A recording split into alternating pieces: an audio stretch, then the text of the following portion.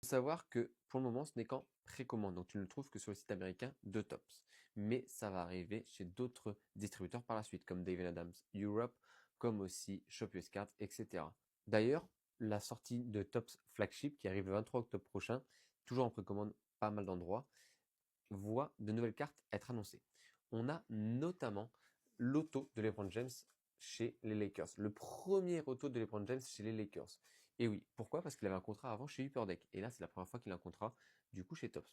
Trop stylé, ça fait beaucoup de bruit, les gens ont hâte, ça va être vraiment un chase.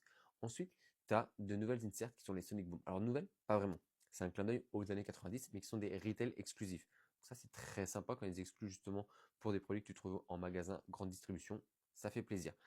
Ça fait beaucoup parler les gens parce qu'ils disent que le design n'est pas vraiment intéressant, alors que les connaisseurs savent que c'est quelque chose qui existait bien avant quand on se faisait des cartes NBA début des années 90.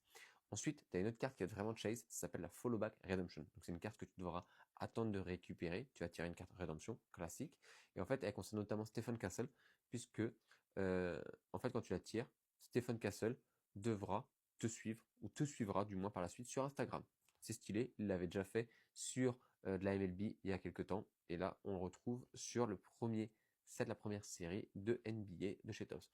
Et enfin, un autre type de carte qui vient de dévoiler, ce sont les 8-bit bowlers, qui sont en fait des effets pixelisés avec des effets aussi des anciens jeux vidéo rétro de plusieurs joueurs NBA actuels. Wembanyama, LeBron James, Stephen Curry, etc., etc. C'est propre, ça va être encore quelque chose que les gens vont aller chercher. En tout cas, on sait très bien que cette première série NBA Tops, qui est juste le flagship, on n'a pas vu les autres produits à venir à part les Holiday, va faire beaucoup parler d'elle, beaucoup de bruit, et que ça va faire très très mal. On a hâte de voir justement tout ce que ça va donner pour le retour de Tops en NBA.